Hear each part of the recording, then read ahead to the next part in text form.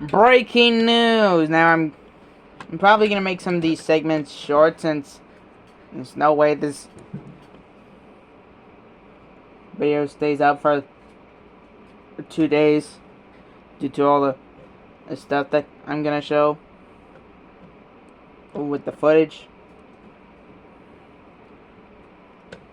But just to let you know, these all fall in the fair use, so don't worry, these are legal to show. Please don't sue me. Anyways, to kick off the San Diego Comic-Con talk, we need to talk about the Transformers reveals. Yeah! So to start off, we got further looks at Void Rival's Jetfire, the Hearts of Steel 2-packs, our first reveal at Armada Nemesis Prime and the Air Defense Minicons, and a further look at Hot Wheels.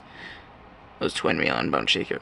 Anyways, to start off, we get the Age of the Prime's Deluxe Class reveals. So first off, we get Deluxe Class Sir Shot, who, if you don't know, was supposed to be in the last wave of Legacy United. But was canceled for some reason. Thankfully, they brought it back here. I'm not interested. Next, we have Deluxe Class Blastoff. Now, this guy, along with the other Combaticons, are in the maybe pile for next year, because I'm actually interested in them. Next, we have Junkion Jalopy, who many people expected to be your Jazz repaint, since the first thing they see when they Google up Transformers Jalopy, they get the Jazz model. But no, they instead Hasbro made Jalopy yet another Junkion. Wow, isn't that cool? Next, we have Deluxe Quick Strike, and this is the first ever Quick Strike made by Hasbro in 30 years. What took you so long, Hasbro? I might consider picking this up and possibly all the other Beast Wars characters. Just please help me. And finally, next up we have Deluxe Quintus Prime. Honestly, I was kind of shocked at when the listings first came out that Quintus was going to be a Deluxe and Amalgamus was going to be a Voyager, but to be honest, Quintus actually looks pretty decent. And he looks like the Covenant Primus look. And he transformed into some sort of spacecraft. There's also a further look that shows that he also transforms into a squid, so that's pretty cool. And next up, for the Voyager scales figures, we got Voyager Brawl. He's probably a Voyager due to the hip ratchet made to form Bruticus.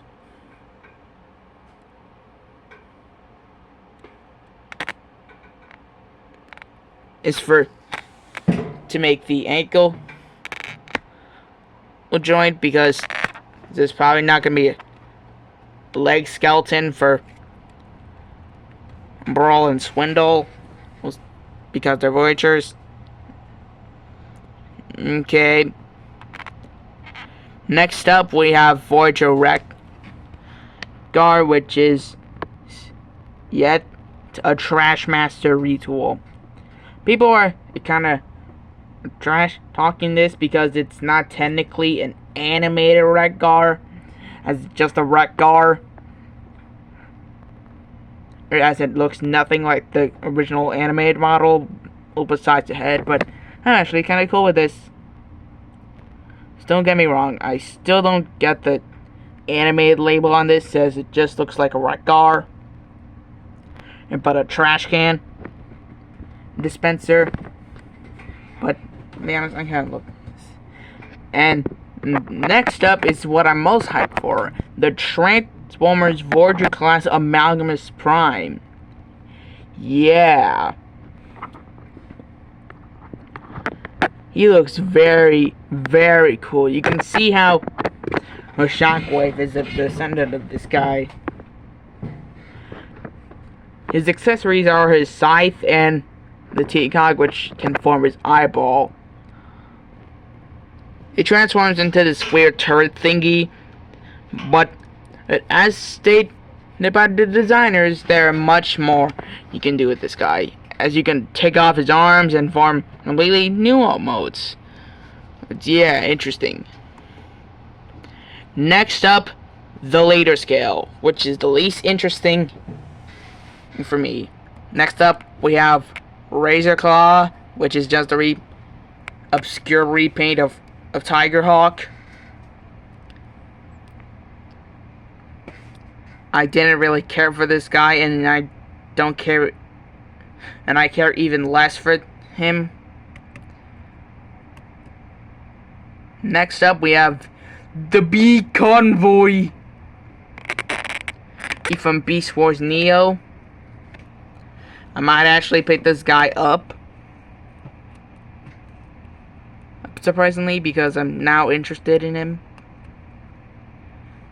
Next up for Commander Class, so far we got a render for Onslaught, and to be honest, this kind of looks more like a box render than the actual toy. Just look at it.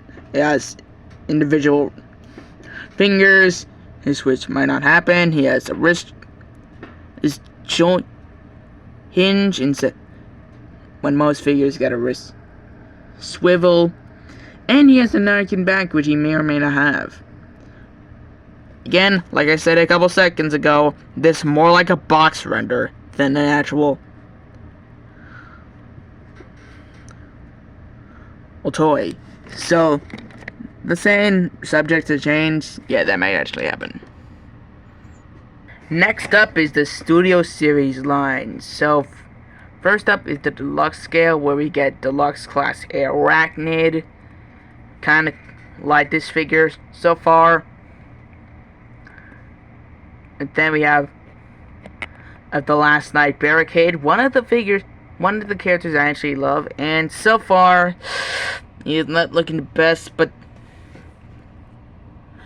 he might be actually good. So far, the people absolutely hate it, the render for a Barricade, because it looks like that. But then again, they also hated the render for Reward for Cybertron Starscream, and that ended up being one of the greatest Gamer Edition characters. So this might actually be good. Plus, he comes with all of his weapons, so that's a plus. Next up, we have X Wind Charger. And for some reason, it kind of looks like a retool of the Powder Prime version, but it's not for some reason, as it's surprisingly a new mold. Old from the ground up. And from the gray models, he's probably gonna come with the magnetism effect. Yeah. Next on to the Voyagers, so we get Alpha Transformers 1 Alpha Trion. He looks very, very cool, especially with his chain and whip, if that can become his tail and horn into beast mode. Though I'm not keen to picking this guy up, since I'm eyeing for the Age of Brian's release. And speaking of new Multiple Witch Charger, we get an 86 Thundercracker, who is surprisingly a new mold this time. I fully expected this to be your repaint / retool of the A6 Starscream mold, which was the Earthrise mold. But surprisingly, this mold that has proper wrist swivels and a race swivel. Yeah. Plus, he has landing gear in the jet mode. Looks interesting. But what's the opposite of interesting is the Nexus scales. First up, we have the leader class last night, Nemesis Prime. Bruh, it's like in the movie, it's just Optimus Prime, but with the red scar on his face, plus some purple eyes. Translated toy, they did that, but with plus a different head sculpt. Next up, we have Time Scale, and disappointingly, we have a Time Class, a Sacred Extinction Grimlock. Bruh. Like, I thought this Time would be like Stratosphere or something, but sure, whatever works. Also, they claim that all the fake all the Age of Extinction Dinobots will be Time Class. Weepy, so more expensive. But in more positive news, we got our first look at Amazing Dixter Circus Episode 6. Play a clip, please. What were we talking about? Oh yeah, how teamwork is essential to making the dream work. Tell that to him. He's the one that f***s everything all the time. You are in a mood today, aren't you? No, you know what they say about assuming. It makes an ass out of you and me. Just say ass. Hi, I'm Ming, and I really don't appreciate what your assumptions have done to my reputation.